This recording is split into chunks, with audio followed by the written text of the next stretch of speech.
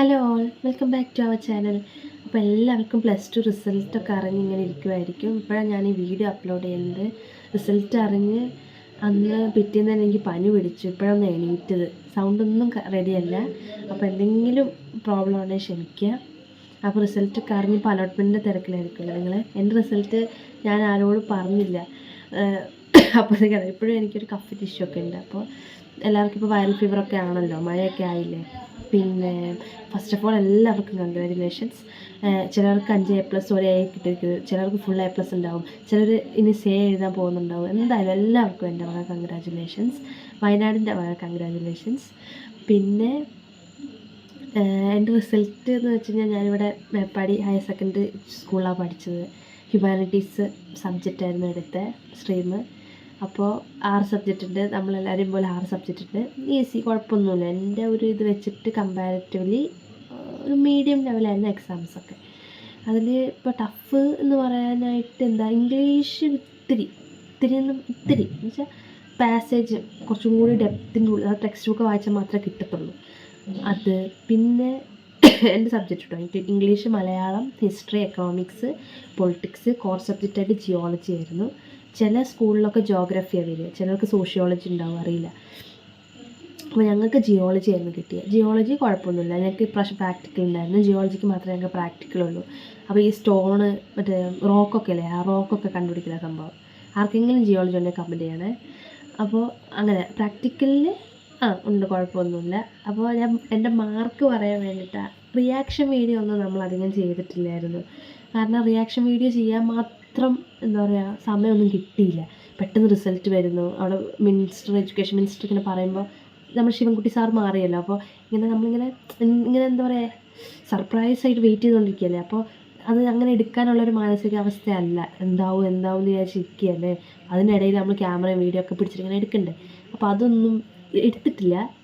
ഇനിയിപ്പോൾ അത് എടുത്തിട്ടും വലിയ കാര്യമൊന്നുമില്ല. നമ്മുടെ റിയാക്ഷൻ നമുക്ക് ചിലർ കരയും, ചിലർ ഭയങ്കര സന്തോഷമായിരിക്കും, ചിലർക്ക് ഭയങ്കര സങ്കടമായിരിക്കും. അപ്പോൾ അതിലൊന്നും വലിയ കാര്യമൊന്നുമില്ല.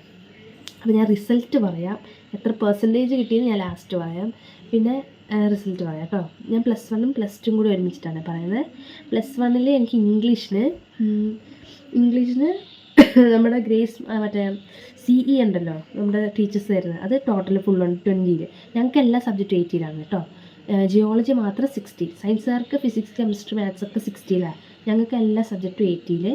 നമ്മുടെ ജിയോളജി ആ കോർ സബ്ജക്റ്റ് മാത്രം 60 പ്ലസ് പ്രാക്ടിക്കലിൻ്റെ 40 മാർക്ക്. അപ്പോൾ ടോട്ടൽ 100 അങ്ങനെയാണ് കേട്ടോ. അപ്പോൾ ഇംഗ്ലീഷ് 80 എനിക്ക് +1 79 കിട്ടി. ഒറ്റ മാർക്ക് പോയിട്ടുള്ളൂ. അല്ല, 79 അല്ല, അത് വലിയൊരു കഥയാണ്. 78 ആയിരുന്നു എനിക്ക് കിട്ടിയത്. അത് ഞാൻ പറഞ്ഞുതരാം കേട്ടോ, ലാസ്റ്റ് ഞാൻ പറഞ്ഞുതരാം. എന്നാലും ഇപ്പോൾ 79 കേട്ടോ +1. +2 എനിക്ക് നമ്മുടെ ഈ മാർക്ക് ടീച്ചേഴ്സ് തരുന്ന മാർക്ക് ഫുള്ളുണ്ട്, 20 ഉണ്ട്. +2 എനിക്ക് ഇംഗ്ലീഷിന് 80 ഫുള്ളുണ്ട് കിട്ടിയിട്ടുണ്ട്. അപ്പോൾ അത് കൺവേർട്ട് 20 പ്ലസ് ചെയ്യുമ്പോൾ 100.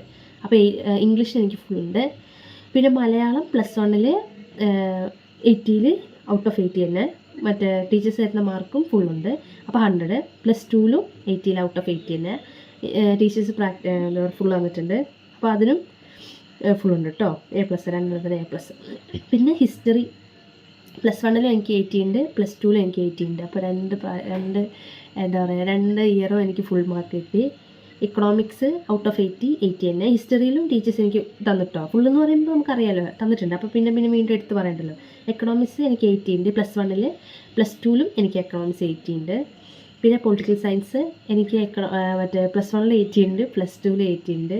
ഒരുപാട് സന്തോഷമുണ്ട്. കാരണം നമ്മൾ കഷ്ടപ്പെട്ട് പഠിച്ചിട്ടേ, നല്ല ഒരു മീഡിയം എന്ന് വെച്ച് കഴിഞ്ഞാൽ ടഫ് ഉണ്ടായിരുന്നു, ഇല്ല എന്നല്ല കേട്ടോ. നല്ല മോഡൽ എക്സാമൊക്കെ ഭയങ്കര പേടിപ്പിക്കുന്ന ക്വസ്റ്റ്യൻ പേപ്പേഴ്സ് ആയിരുന്നു ഞങ്ങൾക്ക് കിട്ടിയത്. അയ്യോ, പേടിപ്പിക്കുന്ന ക്വസ്റ്റ്യൻ പേപ്പറായിരുന്നു. പൊളിറ്റിക്സും എക്കണോമിക്സൊക്കെ ഭയങ്കര പേടിപ്പിക്കലായിരുന്നു അവർ. പിന്നെ ജിയോളജി +1 60 ഉണ്ട്, ഫുള്ളുണ്ട്. +2 60 ഉണ്ട്. അപ്പോൾ ചുരുക്കി പറഞ്ഞാൽ +2 1200 1199 മാർക്കുണ്ട് എനിക്ക്. പിന്നെ ഇംഗ്ലീഷിലെ കാര്യം ഞാൻ പറയുന്നത്, എനിക്ക് +1 മാർക്ക് വന്നപ്പോൾ 98 ആയിരുന്നു.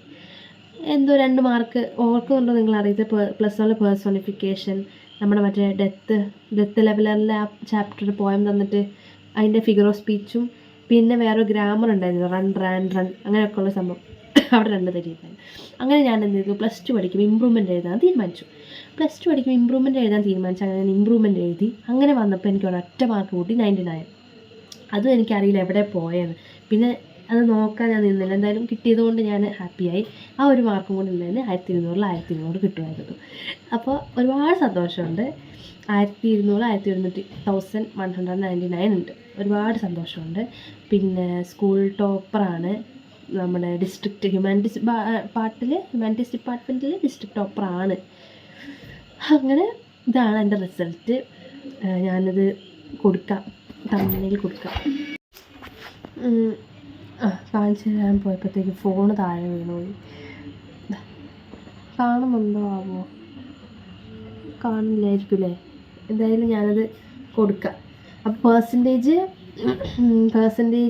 എത്ര? പെർസെൻറ്റേജ് 99 പോയിൻറ്റ് സംതിങ് ഉണ്ട്.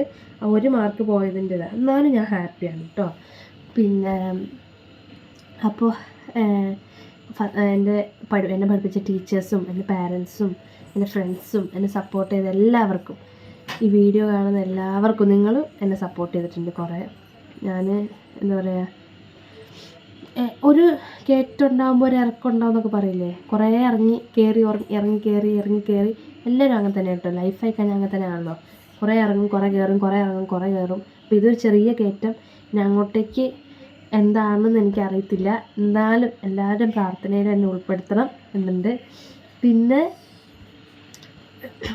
ഇത്രയും ഫുൾ മാർക്ക് മേടിക്കൽ വലിയ സംഭവമുള്ള കാര്യമൊന്നുമല്ല കേട്ടോ.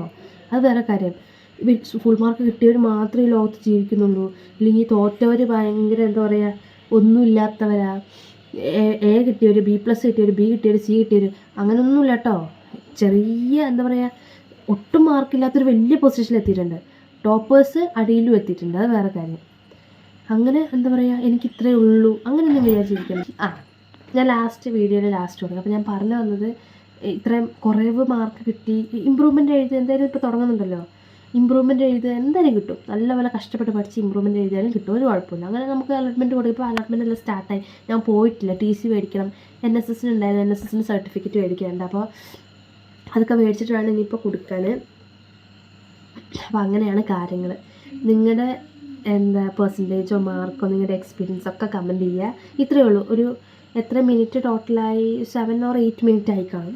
ഇത്രയേ ഉള്ളൂ എനിക്ക് പറയാൻ. 10 മിനിറ്റ്സിൻ്റെ ഉള്ളിൽ എന്തായാലും ഉണ്ടാവും ഈ വീഡിയോ. ഇത്രയേ ഉള്ളൂ. സ്പീഡ് അടിച്ച് കാണുന്നവർക്ക് കാണാം, കുഴപ്പമൊന്നുമില്ല. ലാസ്റ്റ് എന്തായാലും ഞാൻ എൻ്റെ മാർക്ക് ലിസ്റ്റിൻ്റെ മറ്റേ സ്ക്രീൻഷോട്ടില്ല സംഭവം ഞാൻ കൊടുക്കാം. പിന്നെ നിങ്ങളുടെ അഭിപ്രായം കമൻറ്റ് ചെയ്യുക. എന്തെങ്കിലും ഡൗട്ട് ഉണ്ടെങ്കിൽ, ഏത് കോഴ്സ് എടുക്കണം അങ്ങനെ എന്തെങ്കിലും ഡൗട്ട് ഉണ്ടെങ്കിൽ കമൻറ്റ് ചെയ്താൽ മതി. എല്ലാത്തിനും ഞാൻ റിപ്ലൈ തരുന്നതായിരിക്കും.